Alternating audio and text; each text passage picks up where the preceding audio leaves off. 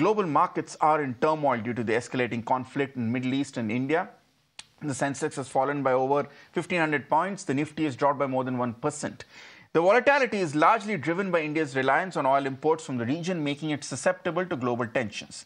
The recent confrontation between Iran and Israel has raised concerns over oil supply disruptions. Remember, Israel is among the world's top 10 producers, outputting around 3 million barrels per day, with exports counting for roughly half of that. Any disruption could significantly impact oil prices. And as we are watching this conflict unfold and perhaps its repercussions in India, joining me live right now from Riyadh, Saudi Arabia, is the former Foreign Secretary of India, Shyam Saran. Ambassador Saran, thank you so much for joining us on Mirror Now, all the way from Riyadh. We appreciate you taking time out to speak to us. Ambassador Saran, the Middle East, as we all know, is in the middle of a major armed conflict. You are in Saudi Arabia, where the world has come together to discuss cybersecurity. In many ways, the escalation began in the domain of cybersecurity a couple of weeks ago, with pagers exploding across Lebanon. Well, you already have the case of exploding pagers, you know, so even a very simple device like a pager or a mobile telephone, many devices that we use, normally in our day-to-day activities, in a sense, they are being weaponized, you know. And that's a matter of great concern, because what do you trust then? It's a matter of trust, because it is trust which enables you to use your various devices, and you hope that it will not explode in your face.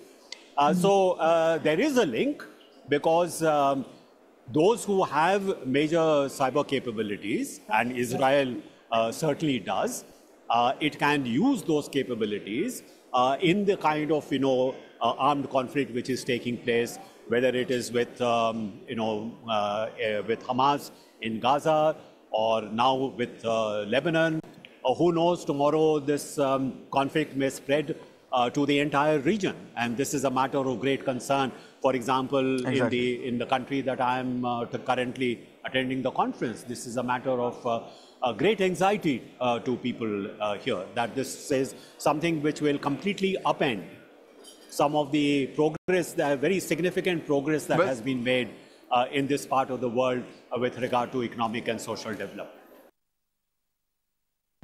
Well, there's anxiety in Saudi Arabia where you are. There's also anxiety in India where I am at this point, Ambassador Saran. But India's response has been very guarded here, given the fact that it has close cultural, defense and strategic and economic ties with both Israel and Iran. Is there anything India can do at this point, given its unique position as being someone who's completely neutral to the conflict, to try and perhaps de-escalate tensions? So as far as the reason for anxiety are concerned, there should be quite self-evident. We have something like 9 million or even larger number of Indians who are living and working in this region. Obviously, their welfare, their safety is a matter of great concern to us. So if there is a wider war in this region, naturally, these citizens of India will be very much impacted by the conflict. There will be issues of how can we evacuate them from the region. There will be issues about, how we can protect them from the violence that is likely to erupt.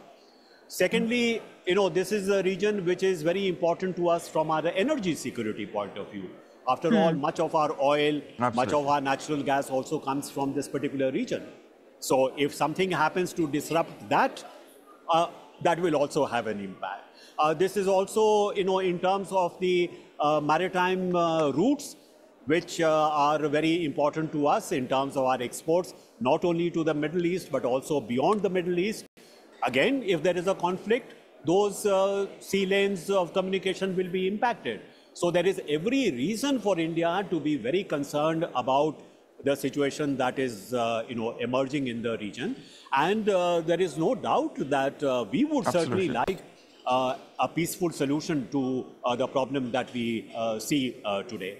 Now, if you ask, what is the role that India can play? The only thing which I can say is that because we have good relations not only with Israel, but we also have good relations with several of the countries in the Gulf, as well as with Iran.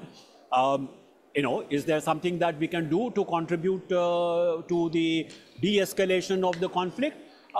Maybe we can, but I have not seen so far any kind of overt initiative on our part. Maybe there is some, behind the scenes, some effort going on, but of course, I'm not aware of that. Okay, so let's focus then on the main dramatis personae. Ambassador Saran, if today Israel decides to take out Iran's nuclear assets, which is of course the big threat, what are the possible ramifications? Well, I certainly hope that that does not happen, because that would be a very serious escalation on the part of Israel if it does attack Iran's nuclear facilities, because that's I think quite apparently a red line for Iran. And there can be many other consequences, because if you attack a nuclear facility, will there be radiation damage that may take place? There will be large number of deaths maybe as a result. So it is not even in Israel's interest to take this conflict to that level. Crossing the nuclear threshold is something which is fraught with great danger. So not only India, but I would hope that there will be an international effort to try and make certain that something like this does not happen, because this is not only a matter which concerns Israel and Iran, but it is a matter which concerns the entire world. So Ambassador Saran, you have pointed out it's not in Israel's interest to elevate or escalate this issue, but is it in its interest to extend and prolong this issue? How long do you see this conflict going on?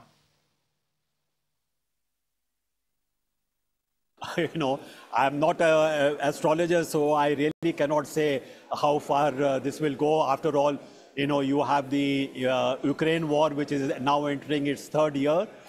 So whether or not this will be also one of those conflicts which will linger on for quite some time, that is something which is difficult to say. But I would only make the point, which I did before, that the longer this conflict goes on, lingers on, the greater will be the impact on not just the regional economy, but on the global economy. Because oil prices will go up, for example. It will affect economies across the world. Okay. As I mentioned to you, that shipping routes will be impacted. That will again impact not only the countries in the region, but across the world. So there is greater interest, I think, on the part of the world as a whole to try and make certain that this conflict does not go beyond this threshold. Because if it does, I think there will be many unexpected, very unpredictable consequences. None of them will be very good either for India or for the rest of the world. Thank you. All right, Ambassador Saran, appreciate your words of wisdom as always. Thank you so much for joining us all the way live from Riyadh.